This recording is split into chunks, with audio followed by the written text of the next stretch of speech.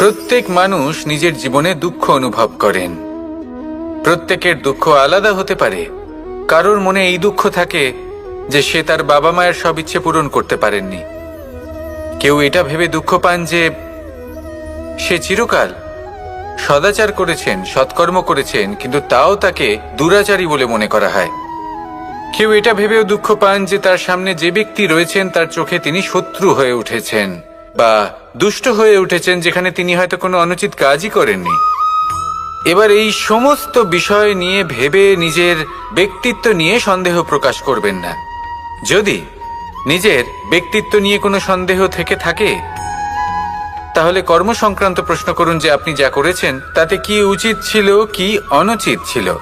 যেটা প্রয়োজন সেটা এটা বোঝার যে আপনার অন্তর্মন, আপনার বিবেক আপনাকে কি বলছে, আর আপনার অন্তর্মন আর আপনার বিবেক আপনাকে যেটা করতে বলবে শুধু সেটাই করুন।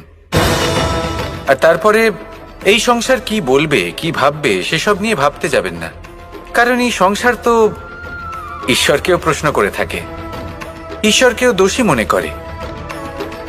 কখনো কখনো যখন কোনো ঘটনা মানুষের ইচ্ছা অনুযায়ী ঘটে না, তখন মানুষ এটা বলে যে হে ঈশ্বর, আপনি আমার পাশে থাকলেন না, আপনি বড়ই কঠোর, এটা আপনার দোষ। যেখানে বেশিরভাগ সময় হয়তো সে নিজেই নিজের কর্মফল ভোগ করছে। আর কখনো কখনো ঈশ্বর হয়তো তার জন্য আরো ভালো কোনো পরিকল্পনা করে রেখেছেন, কিন্তু মানুষ সেটা বুঝতে পারে না। তাই দিনের শেষে যেটা প্রয়োজন সেটা হলো নিজের মনের কথা বুঝতে হবে। আপনার বিবেক কি বলছে শুধু সেটাই করুন, আর সামনে এগোতে থাকুন। আমার সাথে ভালোবেসে বলুন রাধা রাধা। সবাই বলেন যে জীবনে কাদের সঙ্গ লাভ করছি সেটা খুব গুরুত্বপূর্ণ। এক ঝুড়ি ফলের মধ্যে যদি একটা পচা ফল আপনি রেখে দেন, তাহলে আস্তে আস্তে সমস্ত ফল পচে যায়। সেই জন্য কথায় আছে যে কুসঙ্গ থেকে দূরে থাকো। কিন্তু কি করা যায়? এই সংসার খুবই ছোট। যেখানে আমরা কাজ করি, যেখানে আমরা থাকি, যে পথে আমরা আসা যাওয়া করে থাকি, যে পথে আমরা ভ্রমণ করি, সেখানে এমন অনেক সংখ্যক ব্যক্তি থাকেন যাকে দেখে আমরা মনে করি যে এদের থেকে দূরে থাকতে হবে। তখন আমরা কি করতে পারি? তাদের কি আমরা পরিত্যাগ করব? তাহলে এই সংসারে এমন অনেক মানুষ আছেন, তাহলে কি সংসারই পরিত্যাগ করব? না, সেই ফলের মতন হবেন না যারা একটি পচা ফলের উপস্থিতির জন্য নিজেরাও নষ্ট হয়ে যান। বরং হয়ে উঠুন চন্দন বৃক্ষের মতন, যেটা আসলে সাপেদের বাসস্থান, যেখানে অনেক সংখ্যক অত্যন্ত ভয়ানক বিষধর সাপ থাকে।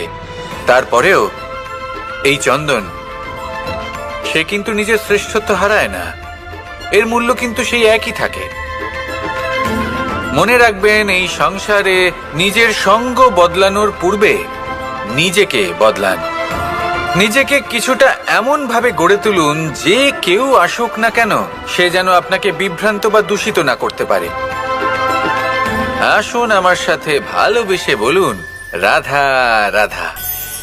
মানুষ জীবনে অনেক ধরনের সুখ লাভ করে, অর্থ সুখ, পরিবারের সুখ, বৈভবের সুখ।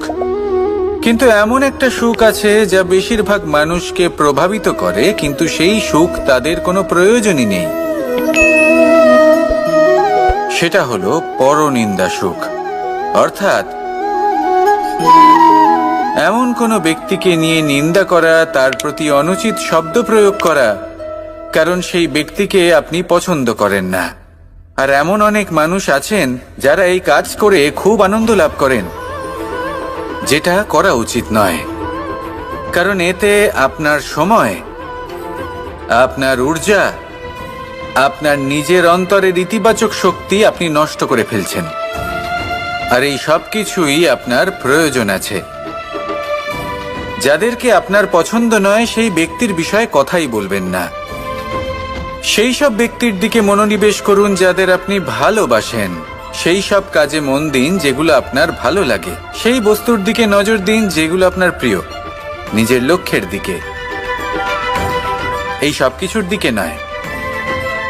এমনটা করলে আপনার জীবনে আপনি সেই সব বস্তুর দিকে নজর দিতে পারবেন যারা প্রকৃত অর্থে আপনার জীবন আরো শ্রেষ্ঠ করে তোলে। এমনটাই করুন, জীবন আরো অনেক বেশি সুন্দর হয়ে উঠবে, আর তখন এই মন প্রসন্ন হয়ে বলবে, রাধা রাধা। আজ আমরা আবার সাফল্য আর অসফলতার বিষয়ে কথা বলবো। সফল ব্যক্তি কে হয় এবং অসফল ব্যক্তি কে হয়, এই বিষয়ে আমরা আগে অনেকবার কথা বলেছি। প্রত্যেক ব্যক্তি সাফল্য লাভ করতে চান, কিন্তু প্রত্যেক ব্যক্তি সাফল্য লাভের এই কাজে সফল হতে পারেন না।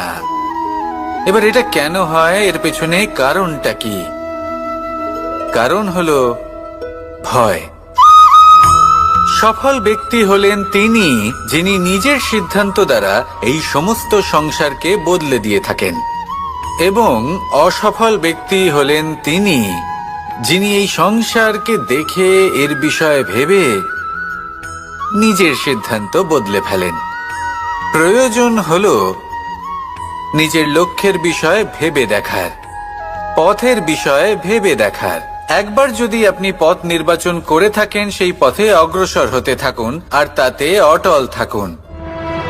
সবসময় দৃঢ় প্রতিজ্ঞ হন। আপনি যদি কোনো পথে টিকে থাকেন আর নিরন্তর পরিশ্রম করতে থাকেন, তবেই আপনার জীবনে সাফল্য আসবে। যদি কথায় কথায় লোকে কি ভাববে, লোকে কি বলবে, একথা ভেবে নিজের সিদ্ধান্ত পাল্টান, তাহলে কখনো নিজের লক্ষ্যে পৌঁছতে পারবেন না। আসুন আমার সাথে ভালোবেসে বলুন, রাধা।